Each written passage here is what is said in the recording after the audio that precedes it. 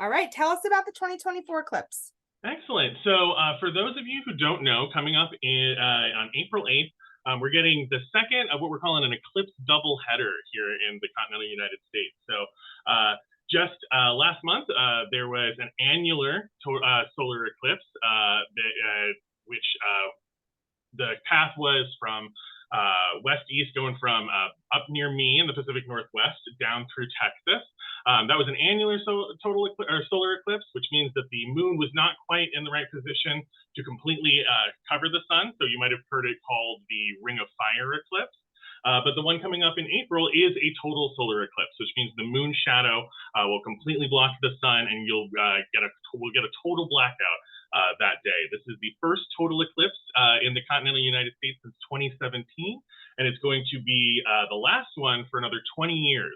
We're not getting another total eclipse viewable from the continental U.S. until 2044. So really, really exciting solar viewing opportunity. And that's the path of the eclipse is going to be starting in Mexico and traveling kind of up northeasterly. So it'll be traveling through Texas, including an area that we're calling the Square of Awesome, which is a really cool place where in Texas, where the paths of the annular eclipse and the total eclipse are going to be overlapping.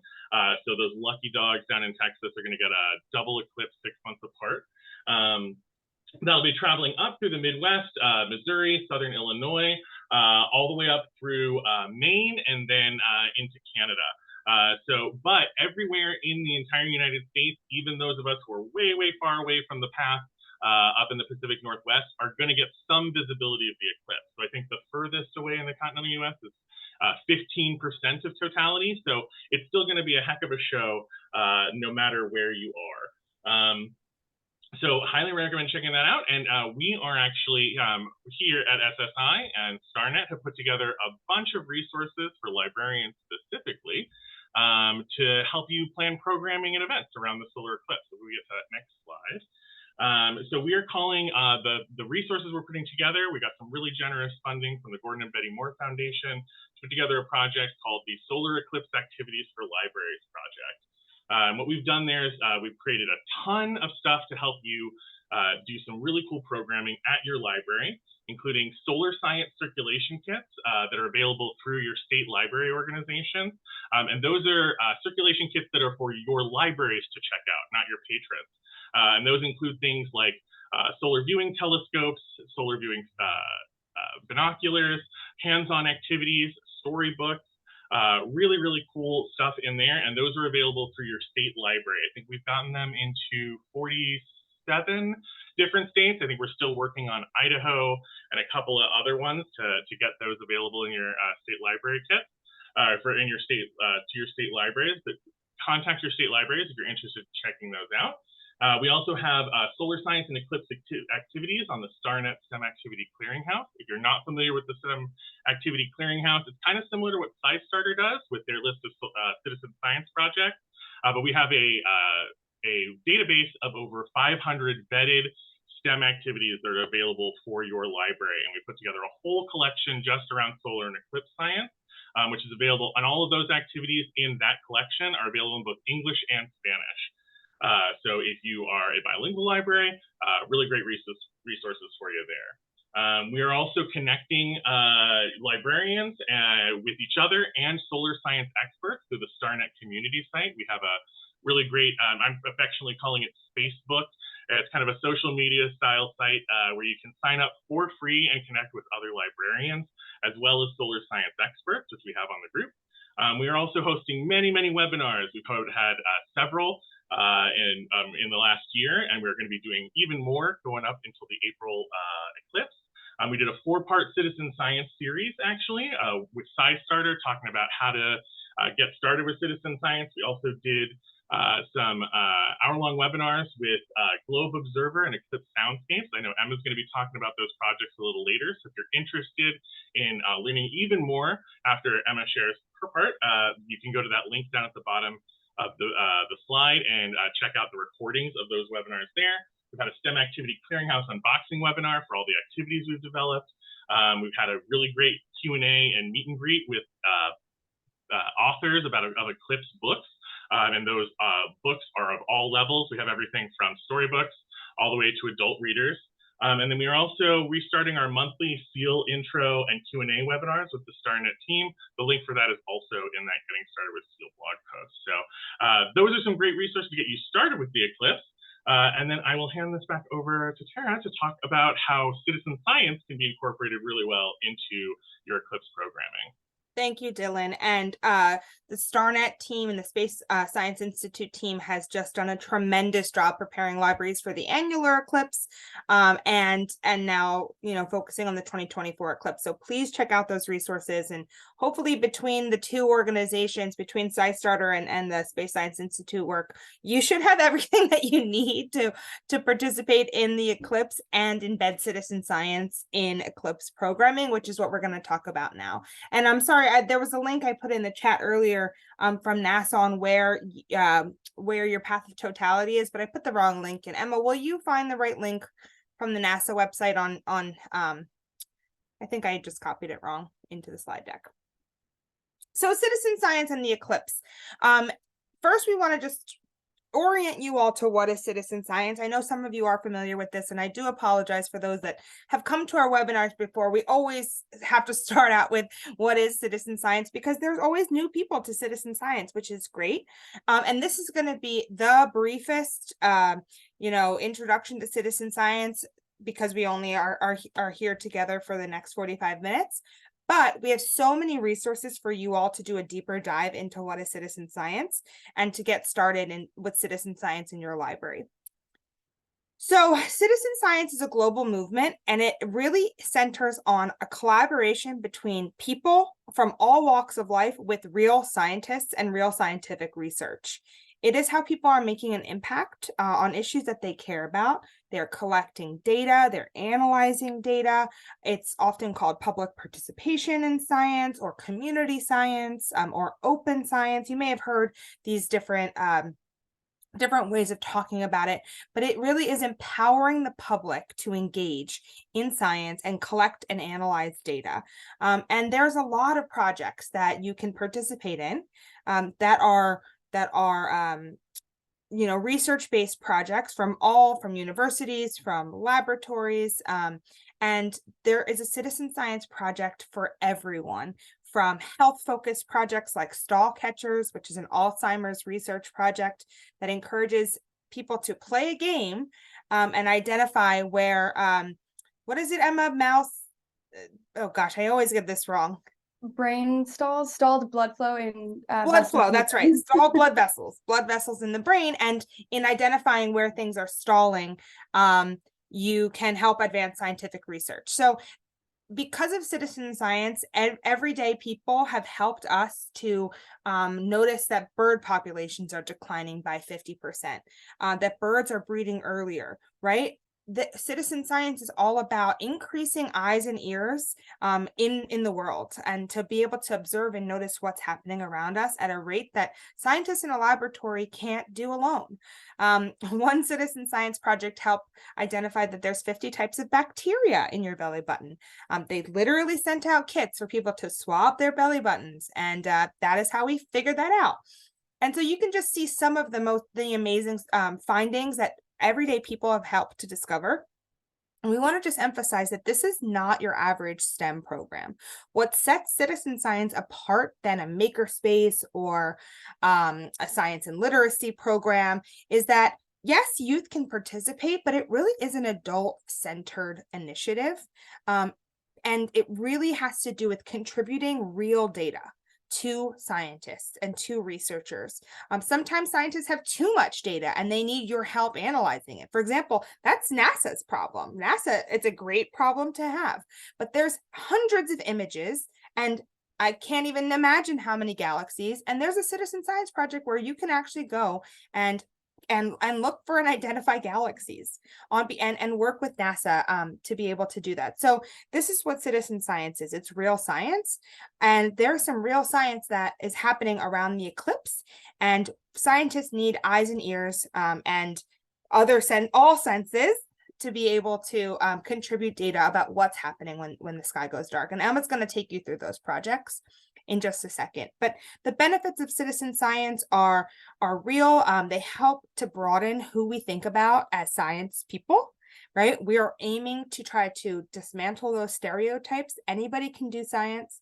Adults can do science. It's not just something that happens for youth in libraries or in organizations. It really is about encouraging people to engage with the nature of scientific thinking, to analyze data. You don't need a science background. All of these projects have protocols, and here at SciStarter, what we try to do is really try to make those protocols more accessible, and help people participate in these projects. So if you don't have a SciStarter account, we encourage you to go make one today. It's free, and you can browse the thousands of projects that are vetted citizen science projects that you can participate in, or you can facilitate participation in your organization, in your library, in your after-school program, in your community center. And we have tried to develop as many different resources as possible to help you become community hubs for citizen science. And some of those resources, and we're going to send all of this in a follow-up. We have online self-guided training tutorials. The first is just a foundations of citizen science for anybody. You can promote this to your patrons, to your audiences. We have a part 2 of the training that helps libraries consider, and it really is for community-based organization, consider how to become a facilitator organization. Why is our library such a great place for citizen science? And we think it's because libraries are already community hubs, and the goal of citizen science is community engagement in science. And we just see such a great connection between libraries and citizen science. We also offer monthly webinars like this one. Emma hosts a weekly live webinar that does a deeper dive on projects like the Stall Catchers Project or other great projects. And we try to engage with other networks like Dylan, our great partners at StarNet, to collaborate on and expand our resources.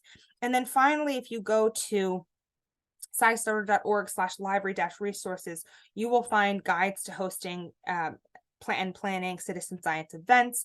You will find guides to building kits for citizen science. Some of the projects require specialized tools, and we really encourage libraries to build kits and circulate kits. And we've also had and tried to come up with turnkey promotional materials like bookmarks, rack cards, flyers, facilitator slides for you to be able to host your own program. So that you can adapt them, but we really try to lay that foundation for you all, because we know how pressed and stretched for time libraries are now.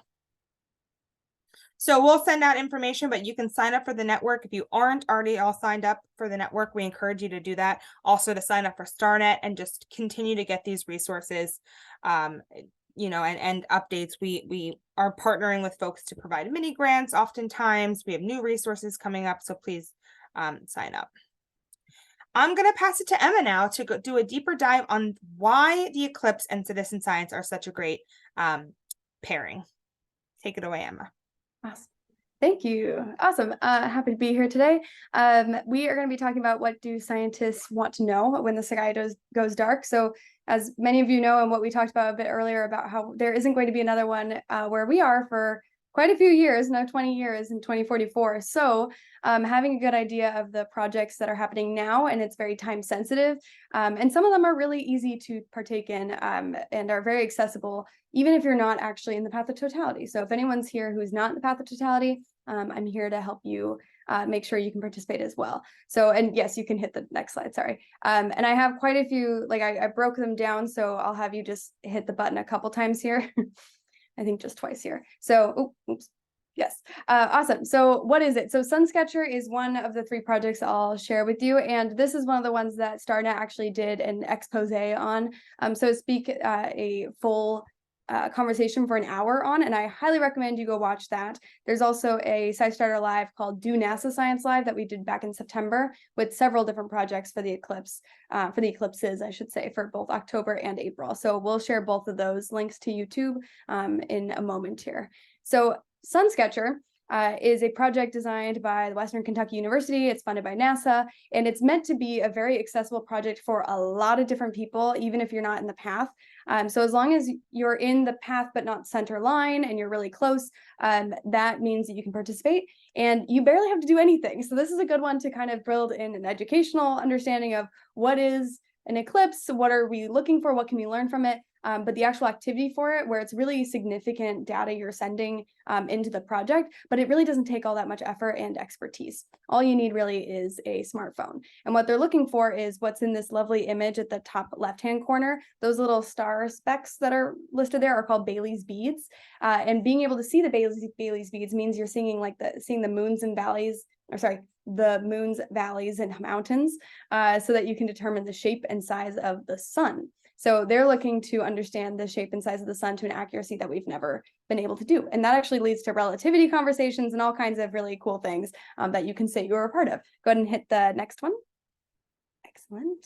So there's a couple of tasks to do when you actually start the project. So when you start, you'll download a mobile app, which will be available in March. And essentially, it'll tell you everything you need to know. You're opening the app, it'll give you directions on putting the phone in a location where the camera faces the sun. You can just sit back and enjoy the solar eclipse. And then all you need to do after that is confirm that you're comfortable sending the images to the project. So it'll be using your camera to take pictures of the eclipse as it is occurring. Go ahead and hit the next button, please.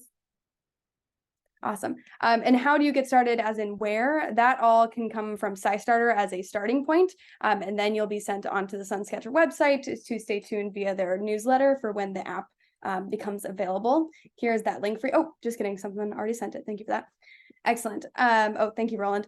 Awesome. And then when you hit join on that page, it'll just send you those instructions on how to sign up for the newsletter and get involved. That image right there just shows you exactly how much is involved when you do this project.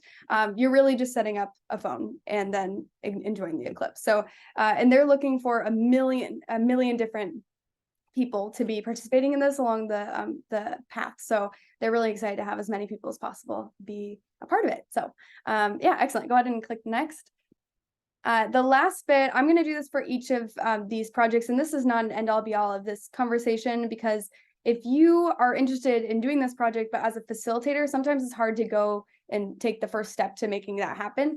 You're an expert of your community, so I gave very basic instructions here on how you might facilitate this as a group and add on to that. The first advice I have for you is to sign on as an individual, as if you're just doing it yourself, and understand exactly what the instructions are for each individual person so that you can learn how to facilitate that to your group, right?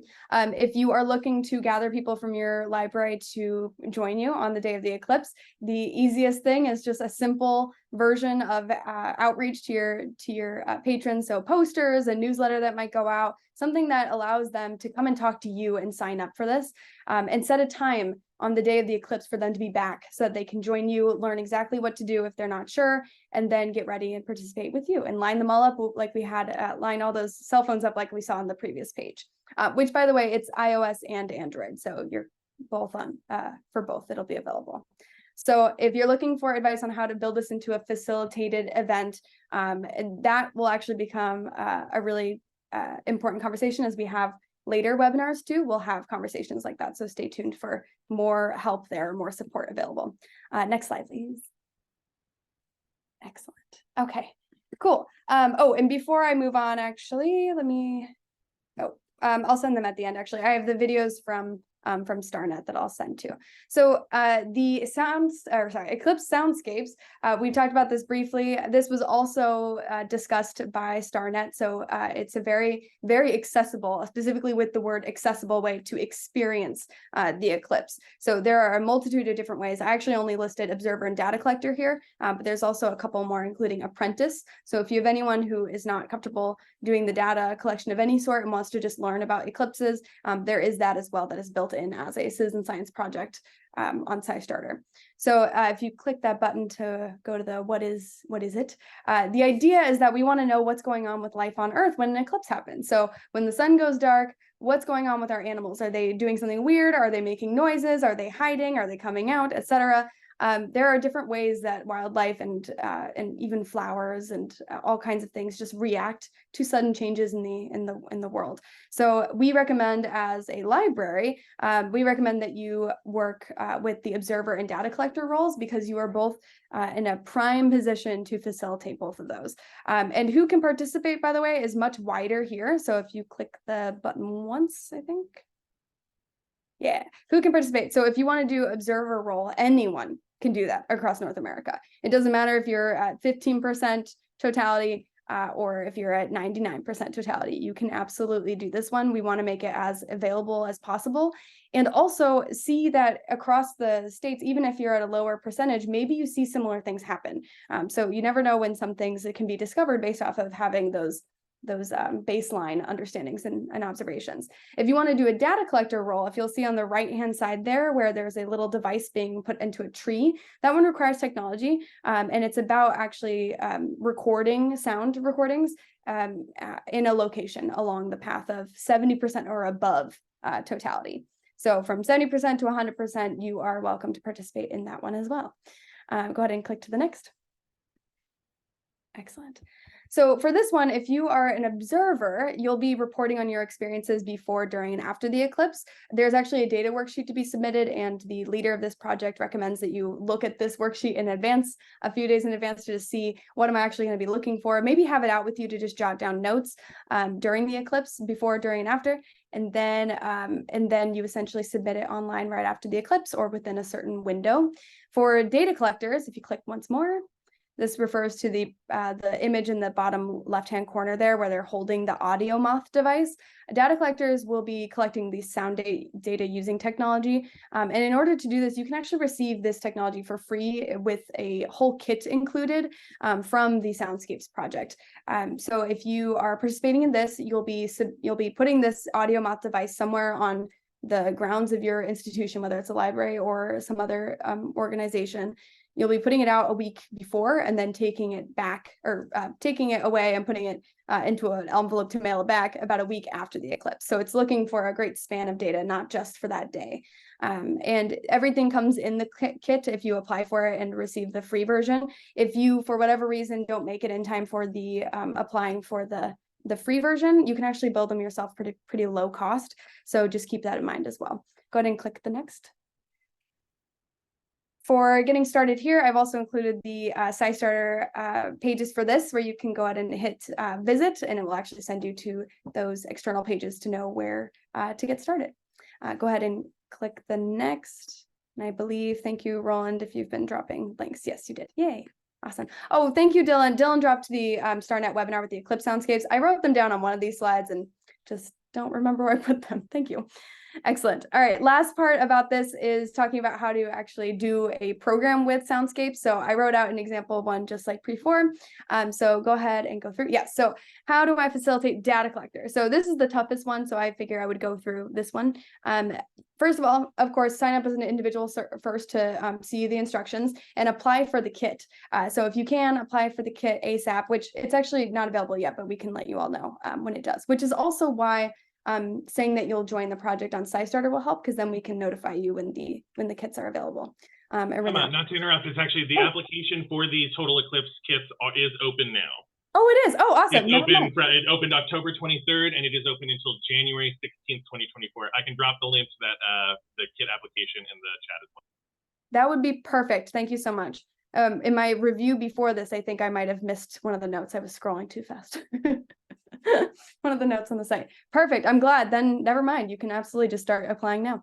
The project itself, since it takes place over a period of time, facilitating as a group would be a bit of a bigger process. So you can invite people to join for the installation of the audio moth, wherever you decide to put it. You can prepare together for the observer role as a part of the experience, because you're not going to be standing right next to the audio moth. I would recommend not doing that anyway, because then that picks up your sound data instead of the entire environment. On the day of the eclipse, you can go through the data worksheet for the observer role and experience the eclipse together and think through what the experience is from all senses. And then on the final day, you can bring everyone back to submit the data online if you'd like. If you'd like to, when you pull the audio moth from where it's installed, you take it, you talk to everyone about how it went, submit it online, and submit all the data online from the observer role as well. The audio moth itself will have to be mailed in, so that's mostly on the library to figure out how to do that. The supplies for it will be available to you, but you'll have to make a point to submit it later after the event. Excellent. If I recall correctly, the kit includes prepaid postage to return the audio moth. Yep, supplies available to you. Perfect. Go ahead and hit next. Excellent. All right, last one. Many of you probably know about the Globe Observer program, and we again briefly talked about this one, so going a little bit more in depth here. Globe Observer is added or has added a protocol for Eclipse that shows up for anyone who is within the path, or within the general area. So if you go ahead and click next, the Globe Eclipse, it's a temporary tool, so it'll only show up during the time around the eclipse. But you'll be documenting air temperature and clouds during the eclipse. It will actually ask you to go through more if you choose to. You can submit information for land cover, for example, and the clouds individually will be asked for. So it'll prompt you through those things. If you are in the general area, so if you're in North America, you should be able to access it on your Globe, on the Globe app. Right? Go ahead and hit next. As part of it, so you'll be taking air temperature measurements. You can use extra technology too, and that's even better because then you get very active readings from where you are in real time. So if you have a separate thermometer, they recommend having one of those, and taking observations of the clouds tool and land cover are both helpful, as I mentioned before, especially because it kind of sets the scene for exactly what you're looking at. So characterizing the vegetation near the collection site, for example. Go ahead and hit next. Excellent.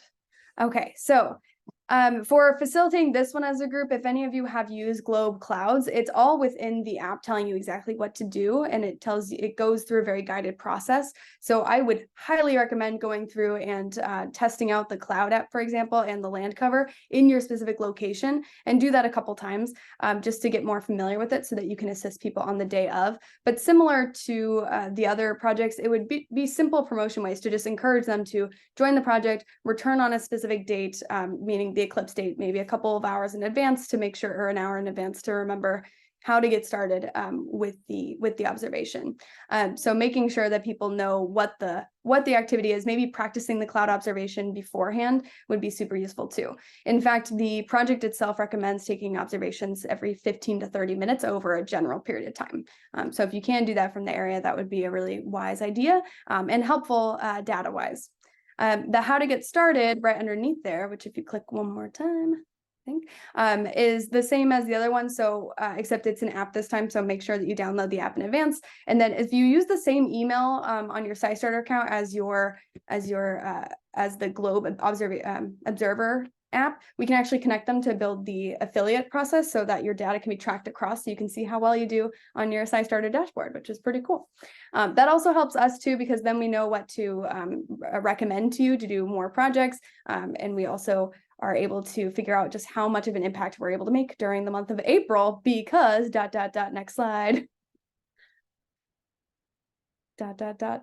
Awesome, because April is Citizen Science Month. So all of you are so lucky in that your involvement in the eclipse time is actually very tied in with our biggest push for citizen science contributions across the year. April is a big deal, and we want to make sure that you are able to participate, and we want to know just how much the public can do for science during that month. So we want you to be able to use this as an opportunity to introduce citizen science to your community. So the eclipse is an excellent way to do that. People come up to you after the eclipse, say, "This was so fun, I want more." It's a very obvious push through to, "Oh my gosh, we have so much more." You can do so much more with citizen science beyond the eclipse. So this is a great setup, being so early in the month, to continue the process forward. And we will have a webinar for that specific topic, Citizen Science Month preparations, on December 13th, and we highly recommend you join us for that. It's on the same library events or library network events page for you to sign up now. Also, as a side note, if any of you already know about events you're doing in April, if you already have an Eclipse event set up that includes citizen science, and this was like your confirmation of what you're doing, the second you have your plans, you can add them to SciStarter, and we'll help you promote them. So we have a big calendar we're creating for April, so everyone can feel like they can get involved very quickly and easily. And so your contribution to that would just be saying, we're doing all this stuff. And we'll say, excellent, and we'll help you promote all those things. So excellent time to be working on Eclipse science, but use it as to your advantage and make sure that people can stay involved and get, and we can help a lot of these other citizen science projects that need your help too. All right, awesome. Thanks. I'll turn it back to Tara. Thank you so much, Emma. That was so thorough, and I hope that you all sort of understand like a snapshot of these 3 projects you can do. And I just want to reiterate, you know, the Eclipse is such an amazing event, and I know how important libraries were in the previous Eclipse. I was at a museum, working at a museum at the previous Eclipse, and we had so many people outside, and I know that libraries are seen as this you know, convener organization during the Eclipse. And we just want to think about how, you know, the Eclipse is what, how many minutes, Dylan, at the, for folks, like 2 like for the actual maximum totality, it's just a few minutes. The show usually lasts about like an hour or so from start to finish, but we're talking just a few minutes of the maximum. Right. And so we are hoping that by including some of these citizen science projects, it's making the experience even more important for your communities. Lindsay says, what are more ways to participate outside of the path? I think that, as Dylan said, anybody in the continental US will be able to see part of the Eclipse. But I think this is another way to participate if you are outside of the path. All of these projects, the Soundscapes project, as Emma was mentioning, the observer role can be done during the Eclipse period if you're not in the path of totality. Yeah, I believe Eclipse Soundscapes is like looking for folks up to 70% of the maximum, and I think Globe Observer is looking for any observations as long as you're at least partially the Eclipse is partially visible. Right. Yes. To do the technology for Soundscapes is data collector is within 70%, but I think Soundscapes Observer, they allow any observations as long as you can say where you were, so they'll use yours even if you're not within 70%, or it can still be listed. If you're looking for more that are just very general too, I just dropped a link in the chat too for scistarter.org/eclipse. There are a few on there that are just normal citizen science projects, like even I think I See Change is on there. Yes, I See Change, iNaturalist, where you can be anywhere in the world. You could be in somewhere, I don't know, in Belize and still do these projects. Wait, that's still technically seeing the, all right, think any other country. You can be anywhere and still take these observations during an eclipse, even if you're not seeing any visibility. So you can add in a couple that are, if you're super out of the way, you can talk about the eclipse and still talk about how you're getting grounding data about somewhere else during an eclipse happening. So it's all still relevant, and I highly recommend looking through that page for that purpose. Absolutely. And I think that promoting these projects and promoting citizen science as this way of community and public engagement in science is a way to boost your Eclipse programming leading up to the eclipse. I think it gets people excited, not just to view the eclipse, but about contributing data during the eclipse. And then we highly recommend doing follow-ups as well. Having people come back, talk about what they observed. And we have some additional resources, like those facilitator slides, where you can host an introduction to citizen science event before the eclipse. And those are some ways to participate outside of the actual eclipse. Globe Observer in particular is fantastic because it doesn't just have the eclipse data collection on there. It also has cloud observations. You can turn the Globe Observer app into a multi event kind of deal. And explore things like mosquitoes in your area, land cover, all sorts of really cool stuff. So it's the Globe Observer in particular is a really great intro. Maybe do a cloud observation to begin with, and then to prepare for the eclipse day, especially because the eclipse section is only available, I think, the day before the eclipse is when it shows up. So playing around and getting familiar with the app and data collection through the Globe Observer app before the eclipse is a really useful tip. That's great. And we do have a kit building guide for the mosquito mapper globe protocol. And for that project, there is a it's looking for mosquito larvae, and so we have some additional tools that we recommend having in a kit for folks to go out and observe those. So again, these are all projects that you can do at any time. It doesn't have to do with the eclipse. And please join us for the Citizen Science Planning for Citizen Science Month webinar. We are working on some recipe cards, which are going to be some simple ways to participate in and host citizen science events. Like the mosquito event, like one on counting pollinators, observing the night sky, things like that. So join us for that webinar for even additional events that you can do any time of the year and during Citizen Science Month.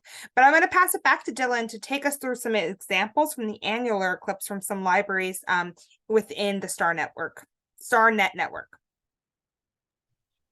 Thanks so much. So I actually, we sought feedback from, we had a bunch of libraries in the Square of Awesome that I mentioned earlier, which is that area where the annular is going to be was at its maximum in October, and the total is going to be at its maximum in April.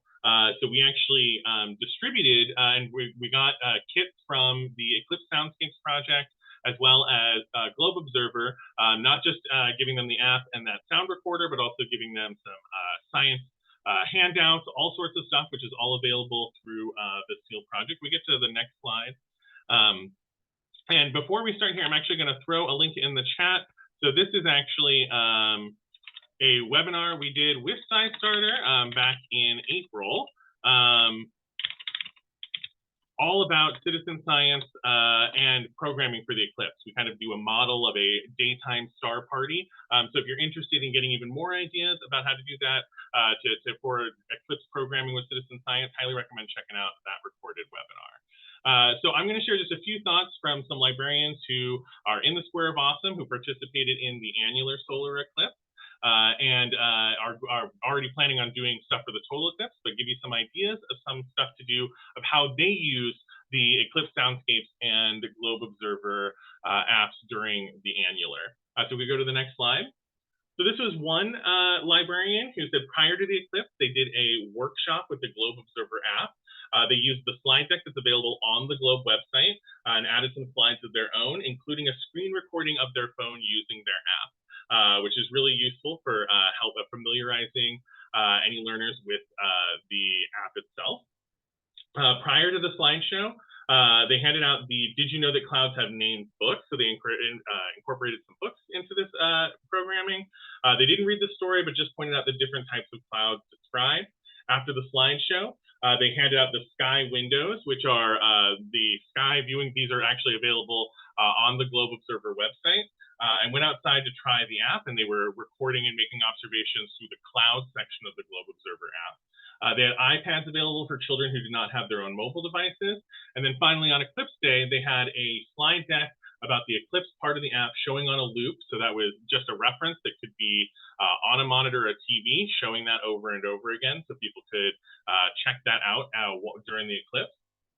And a table with all the materials available for people to take, including a handout that they created about joining the library's Globe team. Because one of the cooler things about the Globe Observer app is you can log in and connect your account on Globe to a larger team, either at the library, regionally, through SciStarter. I think SciStarter has a Globe Observer team, if I'm not being incorrect there. So that's a really cool way they did some preparatory programming and then some day of programming all around Globe Observer, which was really cool. So we move on to the next slide. So this librarian added the book Star Stories to their collection. They also have a makerspace called Sparkspace Junior. And they use a activity we include on the STEM Activity Clearinghouse called Sorting Games, How Big, How Far, How Hot, which is all about exploring how different objects are distant, hotter, or larger than us here on Earth, which is a really cool warm-up. And then they placed the Eclipse Soundscapes kit outside their building for the October eclipse and sent the information in, and they're participating again in April. So that's really cool, really, especially with the Eclipse Soundscapes, because it is kind of a set it and forget it 5 days before the eclipse, incorporating some other solar science activities so it's not just, well, it's 5 minutes, we put the recorder out there and it was done. They've incorporated some other kind of stuff into that event, doing some other activities in their makerspace in order to spice up the Eclipse Soundscapes event. Next slide. So finally, this librarian used the Globe Observer app and they took information regarding this app to several outreaches. So they were actually the library was going out to different locations and doing programming out with the public. And then they did, actually, we did get the next slide. And they actually did this, some outreach at a local Comic-Con. So that's a really good idea of how to do some outreach at a comic convention that's full of nerdy science fiction and science interested types. I know myself, I'm a Comic-Con frequenter, and I would have definitely been checking out anybody doing outreach around the eclipse at a Comic-Con. So that's a good idea. If there's some if there's something with some sort of science fiction connection in your community, that might be a great way to reach out and do some programming there. They of course made their observations. And on the day of the annular eclipse, we got several families who were interested in helping out, and a local science club also donated more thermometers. So they were able to take even more readings in addition to the ones that they got through the kit. So that is another option. So they set up their official thermometers that they got through the bilingual citizen science kit. But they also went out and got some more thermometers that they could use that were compatible with the app and added those observations as well. So even if you're signing up for either one of these kits, the Eclipse Soundscapes or the Globe Observer kits, or if you just want to get some thermometers on your own, it's pretty easy to do that. And I know the Globe Observer website has a whole list of compatible thermometers as well if you did want to go out and seek your own. So those are just a few programming ideas that are available through that. And I highly recommend, if you're interested in finding out more programming ideas, which are informed by our experience at StarNet with working with libraries for many years, as well as some direct feedback from them, highly recommend checking out that webinar that I put in the chat that walks you through step-by-step how to find post your event to SciStarter, to find local partners, all sorts of great advice for how to do a programming event either on Eclipse Day or leading up to the eclipse with these great citizen science projects. Thank you, Dylan. I know we couldn't have libraries, but that was really librarians present, but that was really helpful for me even. So I hope it was helpful for you all to see how some of these resources are turned into programming, outreach, in-house for youth, for adults. We really tried to think about all of these different ways and create resources that are flexible and adaptable. Any questions? I know we're almost to the end of our webinar here. I wanted to plug this again. I'll send the link in the follow-up email. We'll send all of these links. This chat right now is hot with links. So I'm going to make sure we try to capture, I'm going to, go into the chat afterwards and make sure we capture every single one of these links and put them in the follow-up email. For any folks on the line, did you host any citizen science programs during the last eclipse or in general outside of the eclipse? Feel free to hop on the line, unmute yourself and share a little bit, or ask any follow-up questions to this group.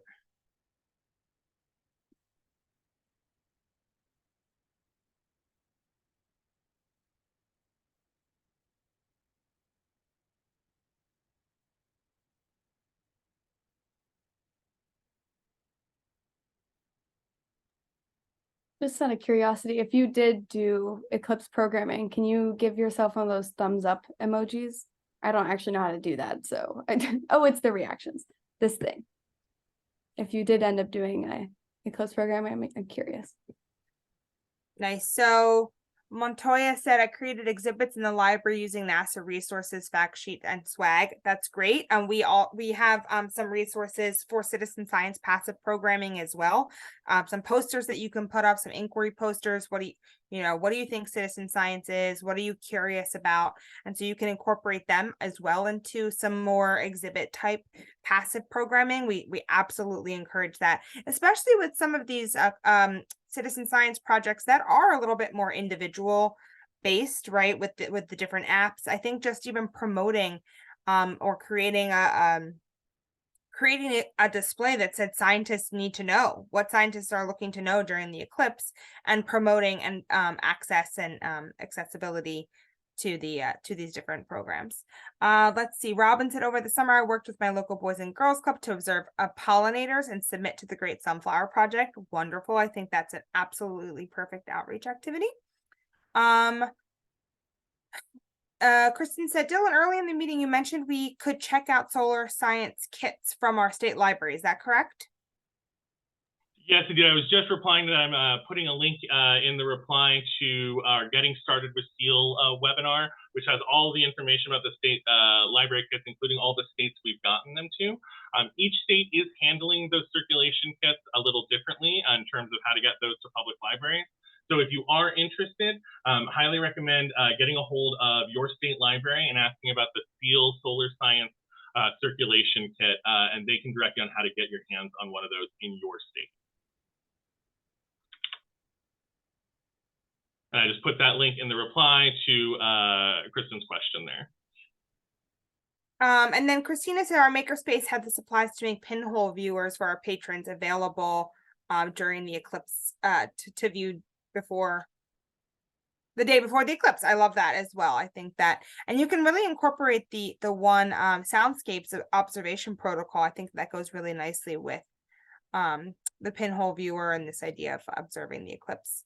Trying to copy this link and put it in the chat for our follow-up survey. Please, if you would be so kind to complete that and really let us know what is it that you still need from us in order to be able to host events during Citizen Science Month, during the eclipse.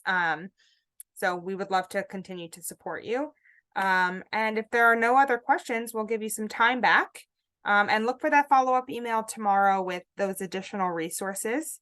And we'll see you on our upcoming webinars because we have a lot coming up in the next couple of months to prepare you for the eclipse and for Citizen Science Month. So we'll see you then. Thank you, everyone. Thanks, everyone. And if you are interested in more Eclipse programming ideas or just learning about more of StarNet's resources, that Getting Started with Steel blog post that was linked in the slide earlier has links to all of StarNet's resources and links to our upcoming webinars all around the eclipse. So if you are interested in finding out some more beyond just citizen science about the eclipse in general, check those out as well. Thank you all. Have a great day. Thanks, everyone.